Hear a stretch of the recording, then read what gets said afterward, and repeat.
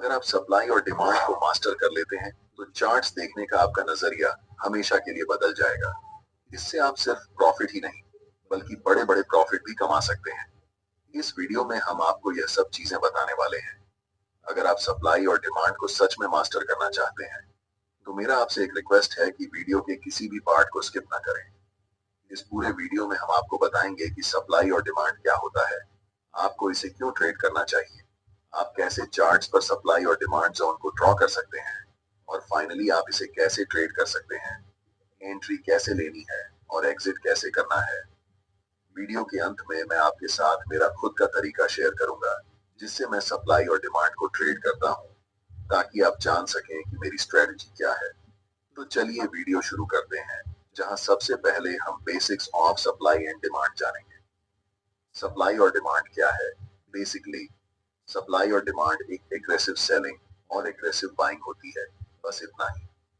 Aggressive buying और aggressive selling हमें बताती है कि बड़े लोग या बिग बॉयज कहां पर मार्केट में इंटर कर रहे हैं और कहां से एग्जिट कर रहे हैं, और बिग बॉयज प्राइस को किस डायरेक्शन में पुश कर रहे हैं।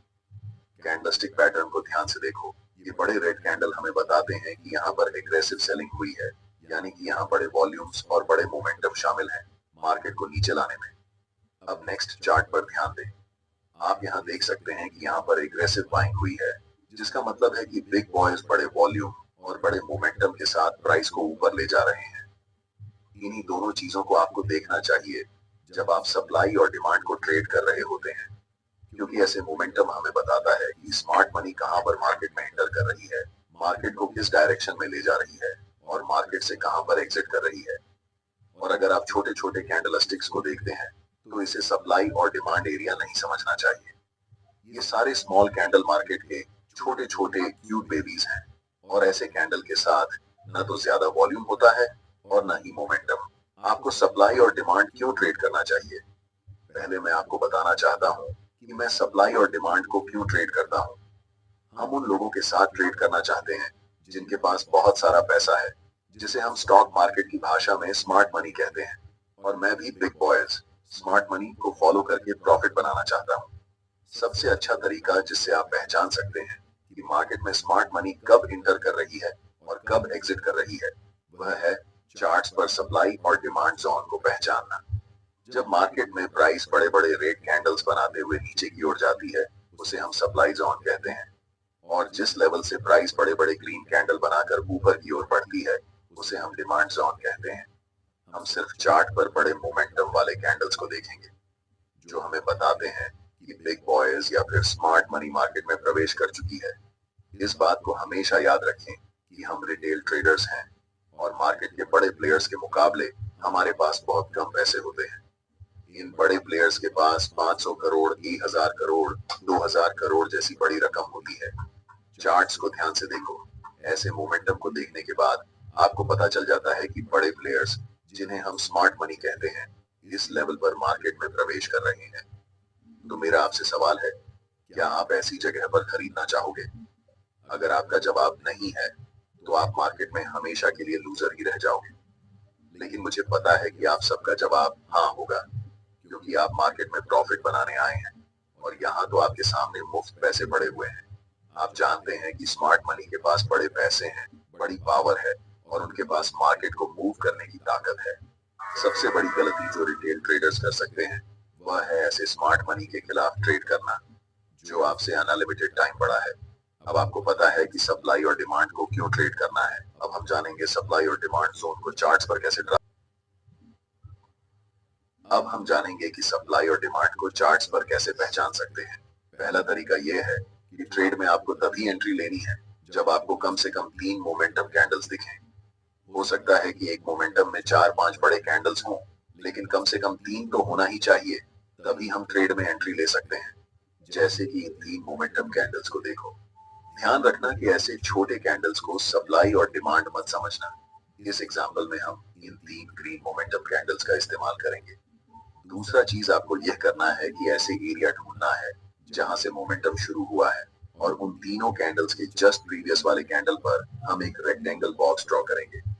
ध्यान देना कि वह बॉक्स कैंडल की हाई और लो को पूरी तरह कवर कर रहा हो। अब जो आपको चार्ट्स पर यह रेक्टेंगल एरिया दिख रहा है, ये पूरा एरिया एक डिमांड जोन है और अगली बार जब भी प्राइस इस जोन में आएगा तब यहाँ से आपको बाय ट्रेड में एंट्री करनी है। क्योंकि यहाँ पर ऐसा हो चुका है तो ध्यान देने वाली बात यह है कि प्राइस इस जोन तक आया और उसके बाद बड़े ग्रीन कैंडल्स बनाते हुए शूट अप कर गया। सोचिए, अगर आप ऐसी जगह पर मार्केट में ट्रेड एंट्री करते हैं तो आप बहुत ज्यादा पैसा बनाने वाले हैं। चलिए अब एक और एग्जांपल देखते हैं। इन 3 बड़े रेड कैंडल्स पर ध्यान दें। यहाँ पर हमें इन कैंडल्स को सिलेक्ट करना है और इन 3 कैंडल्स के प्रीवियस कैंडल की हाई और लो को टच करते हुए राइट साइड की तरफ खींचते हुए एक रेक्टेंगल बनाना है। ये रेक्टेंगल एरिया एक स्ट्रॉन्ग सप्लाई जोन है, इसलिए हमें वेट करना है कि प्राइस दोबारा इस सप्लाई एरिया में आए। और जैसे ही प्राइस सप्लाई जोन के पास आती है, मैं चाहता हूं कि आप ध्यान से देखें कि क्या होता है। प्राइस इस जोन में आने के बाद थोड़ा कंसोलिडेट होती है और फिर एक स्ट्रॉन्ग रेड कैंडल बनाते हुए नीचे चली जाती है। यहाँ पर प्राइस लिटरली इस सप्लाई जोन के पास आने के बाद कोलैप्स कर जाती है। इससे आप सीखते हैं कि सप्लाई और डिमांड जोन को चार्ट्स पर कैसे पहचानते हैं। अब हम जानते हैं एक और मेथड जिसे हम कंसोलिडेशन मेथड कहते हैं। इस चार्ट पर नजर डालें। यहाँ पर प्राइस एक टाइट रेंज में ऊपर नीचे हो रही है जिसे हम कंसोलिडेशन जोन कहते हैं। अब हम एक रेक्टेंगल टूल लेंगे और इस पूरे कंसोलिडेशन जोन को कवर करते हुए राइट साइड की तरफ रेक्टेंगल को ड्रॉ करेंगे। ध्यान से देखिए कि प्राइस इसके बाद क्या करती है। प्राइस इस कंसोलिडेशन जोन को तोड़ने के बाद रीसेट के लिए ऊपर जाती है और जैसे ही वह रेक्टेंगल बॉक्स को टच करती है, प्राइस वहां से नीचे की तरफ आने लगती है। तीसरा मेथड है आपको ऐसे एरिया को खोजना जहां पर मैक्सिमम नंबर में कैंडल्स की लंबी विक्स हो। चार्ट्स पर विक्स का बनना हमें बताता है कि प्राइस उस लेवल से रिजेक्ट हो रही है और ऐसे लेवल को मार्केट में रिजेक्शन लेवल कहा जाता है। जहां पर मल्टीपल लॉन्ग विक्स वाले कैंडल्स बने हुए हैं, वहां क्या करेंगे कि रेक्टेंगल टूल सिलेक्ट करके इस पूरे विक्स वाले कैंडल्स को कवर करते हुए रेक्टेंगल बॉक्स को राइट साइड की तरफ खींचेंगे। आपको दिखेगा कि अगली बार जब प्राइस इस लेवल पर आई तो प्राइस यहाँ से बड़े बड़े ग्रीन कैंडल्स बनाते हुए शूट अप कर गई। इसे हम कह सकते हैं कि यह एक बहुत ही स्ट्रॉन्ग डिमांड जोन है। अब हम पूरे यकीन के साथ कह सकते हैं कि आप सप्लाई और डिमांड जोन को चार्ट्स पर पहचानना सीख चुके हैं। इसके बाद ये बेहद जरूरी है कि आप ये जानें कि आप इसे कैसे ट्रेड करेंगे। इस चार्ट में हमने 3 बड़े ग्रीन मोमेंटम कैंडल्स को पहचान लिया है। अब हम उनके हाई और लो को कवर करते हुए राइट साइड तक एक रेक्टेंगल जोन बनाएंगे और आपका डिमांड जोन तैयार हो जाएगा। अब हम वेट करेंगे कि कब प्राइस वापस इस डिमांड जोन में आएगी। ट्रेड में एंट्री करने के लिए आपके पास 2 सबसे ज्यादा उपयोग किए जाने वाले तरीके हैं। पहला तरीका है कि आप एक बाय लिमिट ऑर्डर प्लेस कर सकते हैं ताकि जब भी प्राइस इस डिमांड जोन में आए तो ऑटोमेटिकली बाय ट्रेड में एंट्री हो सके। दूसरा तरीका यह है कि आप मैन्युअल बाय ऑर्डर लगा सकते हैं जब प्राइस इस लेवल पर आती है। हम ज्यादातर दूसरे तरीके को ही प्रेफर करते हैं क्योंकि याद रखना चाहिए कि डिमांड जोन कितना भी स्ट्रॉन्ग क्यों ना हो, हमेशा यह चांस रहता है कि प्राइस उस लेवल को ब्रेक कर दे। अब हम वेट कर रहे हैं कि कब प्राइस इस डिमांड जोन के पास वापस आएगी। जैसे ही प्राइस इस डिमांड जोन के पास आती है या फिर उसे टच करती है, आपको तुरंत मार्केट में एंट्री नहीं लेना है। पहले मार्केट को कंफर्मेशन देने दो कि अब मार्केट ऊपर जाने वाली है। आप देख सकते हैं कि यहाँ पर एक डोजी कैंडलस्टिक पैटर्न बना है और ये लंबी विक्स हमें बताती है कि प्राइस यहाँ से रिजेक्शन ले रही है। लेकिन हम अभी भी कंफर्म नहीं हुए हैं कि प्राइस ऊपर ही जाने वाली है, इसीलिए हमें और इंतजार करना पड़ेगा।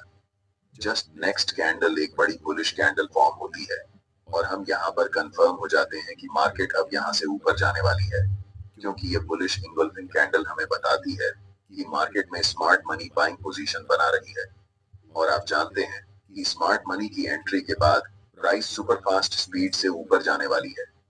हम यहाँ मार्केट में एंट्री लेंगे जिसमें हमारा स्टॉप लॉस स्विंग लो के नीचे होगा। अगर आप ज्यादा सेफ रहना चाहते हैं तो आप अपना स्टॉप लॉस बिल्कुल इस डिमांड जोन के नीचे रख सकते हैं। अगर हम टारगेट की बात करें तो ऊपरी लेवल पर प्रीवियस कुछ कैंडल्स को देखें। यहाँ पर 3 लगातार रेड कैंडल्स बनी हैं और उनके जस्ट प्रीवियस कैंडल एक लॉन्ग विक्स रिजेक्शन कैंडल है, जिससे हम कंफर्म हो जाते हैं कि ये लेवल एक सप्लाई जोन है। इसीलिए जब प्राइस इस लेवल को टच करेगी, हम अपना प्रॉफिट यहाँ बुक करेंगे। जब एक बार कोई सप्लाई या डिमांड जोन प्राइस का रिस्पेक्ट नहीं करता है तो आपको पहले से ड्रॉ किए हुए रेक्टेंगल को डिलीट करना है और फिर नए सप्लाई और डिमांड जोन को चार्ट्स पर ड्रॉ करना है। अगर कोई नया सप्लाई या डिमांड जोन नहीं दिख रहा है तो हम मार्केट में वेट करेंगे। जब प्राइस इस लेवल से 3 बड़े ग्रीन कैंडल्स बनाती है तो हमें पता चलता है कि यह एक नया डिमांड जोन है। इन 3 ग्रीन कैंडल्स के जस्ट प्रीवियस कैंडल को कवर करके हम एक रेक्टेंगल बॉक्स राइट साइड की तरफ खींचेंगे। अब हम इंतजार करेंगे कि प्राइस कब इस डिमांड जोन के पास आएगी ताकि हम ट्रेड में एंट्री कर सकें। इस एरिया में हमें दिख रहा है कि कैंडल्स के पास बड़े बड़े विक्स हैं, इसलिए हम यहाँ एक सप्लाई जोन ड्रॉ कर सकते हैं। जब प्राइस इस डिमांड जोन के पास आती है तो स्ट्रॉन्ग ग्रेड कैंडल बनाते हुए इस लेवल को थोड़ा सा ब्रेक कर देती है। ऐसी सिचुएशन में रिटेल ट्रेडर्स अक्सर इसे एक ब्रेकडाउन के रूप में देखते हैं और सेल पोजीशन में एंट्री कर लेते हैं। लेकिन नेक्स्ट कैंडल एक बुलिश कैंडल बनती है जो कंफर्म करती है कि अब प्राइस यहाँ से ऊपर जाने वाली है। इस सिचुएशन में हम बाय पोजीशन में एंट्री करेंगे और नेक्स्ट सप्लाई जोन तक अपना टारगेट रखेंगे। हमारा stop loss last swing low के नीचे होगा। इसके बाद प्राइस बुलिश कैंडल्स बनाते हुए ऊपर की तरफ बढ़ जाती है और हमारा टारगेट हिट हो जाता है। अगर आप अभी तक मेरे वीडियो को देख रहे हैं तो अब मैं आपके साथ अपनी सीक्रेट ट्रेडिंग स्ट्रेटेजी शेयर करने वाला हूं, जिसमें मैं बताऊंगा कि सप्लाई और डिमांड को यूज करके मैं खुद कैसे ट्रेड करता हूं। ट्रेड करते समय मैं सिर्फ एक कंफर्मेशन पर ध्यान नहीं देता, बल्कि मल्टीपल कंफर्मेशंस को देखता हूं, तभी ट्रेड में एंट्री लेता हूं। एक्सटर्नल कंफर्मेशन के लिए मैं अक्सर फिबोनाची रिट्रेसमेंट टूल का उपयोग करता हूं, और ऐसा मैं तभी करता हूं जब प्राइस अपर ट्रेंड या डाउनवर्ड ट्रेंड में होती है। फिबोनाची टूल को कभी भी साइडवेज मार्केट में यूज नहीं करना चाहिए, और यहाँ एक अप ट्रेंड है, इसलिए हम फिबोनाची टूल को ड्रॉ करेंगे। फिबोनाची टूल में रिट्रेसमेंट को ट्रेड करने के लिए 0.5 और 0.61 लेवल सबसे अच्छे होते हैं। इसलिए जब प्राइस इन दोनों लेवल्स के बीच आती है और एक बुलिश कैंडल बनती है तो हम कंफर्म हो जाते हैं कि प्राइस अब यहाँ से ऊपर ही जाने वाली है। मल्टीपल कंफर्मेशंस के बाद हम बाय पोजीशन में एंट्री लेते हैं, जिससे मेरे ट्रेड्स का विन रेट एवरेज